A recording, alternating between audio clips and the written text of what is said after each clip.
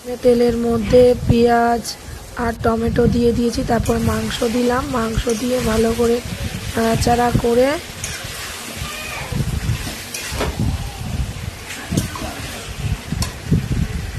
মশলা দিয়ে দিয়েছি। মশলা দিয়ে ভালো করে নাড়াচাড়া করে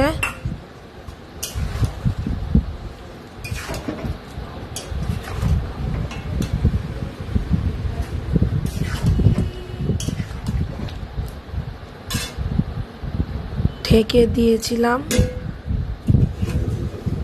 ঢাকনা খুলে মাংসটাকে ভালো করে কষিয়ে আলু দিয়ে দিয়েছি। আলু দিয়ে